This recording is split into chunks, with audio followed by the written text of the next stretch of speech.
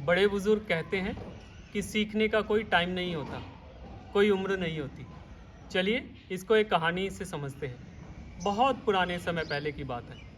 एक बार चार दोस्त घर से निकलते हैं पैसा कमाने के लिए कि चलो विदेश चलते हैं, बाहर जाते हैं और कुछ कमा के घर लाते हैं। तो पहले तो गाड़ियाँ या प्लेन या फिर बसेस तो नहीं होती थी, तो चारों पैदल निकल पड़ते हैं जंगल के रास्ते दूसरे शहर में जाने के लिए।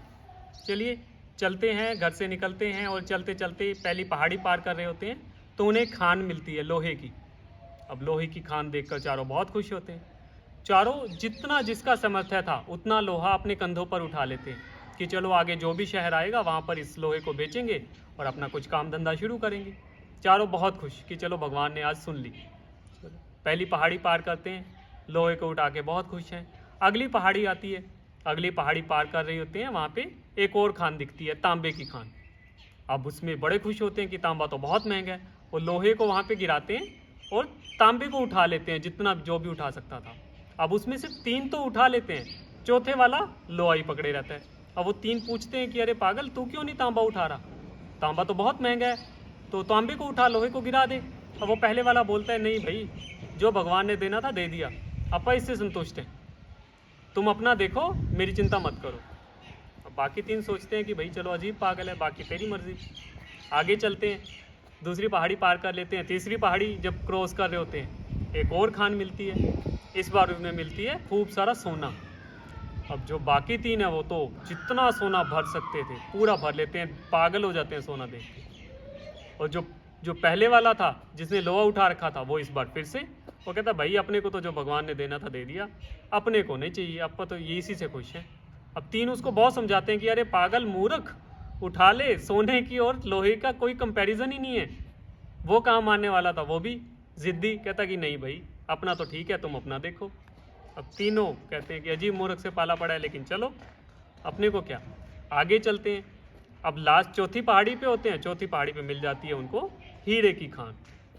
अब 3 तो बिल्कुल पागल, जेबों में भी हीरे भर लेते हैं, गठरियों में भी, खाना का भी सारा फेंक के वहाँ पे उसमें हीरे भर लेते हैं कि जितना लेके जा सकते हैं ले जाओ। और वो चौथे वाला फिर से वही अपना लोहे का गट्ठर बना के खड़ा हुआ।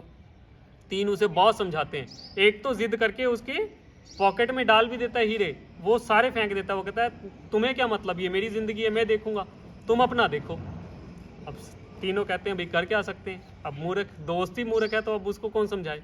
चलिए उसके बाद शहर पहुंचते हैं, सभी अपना अपना काम धंधा शुरू करते हैं। तो इस बात को हो गए होते हैं करीब करीब 15-20 साल।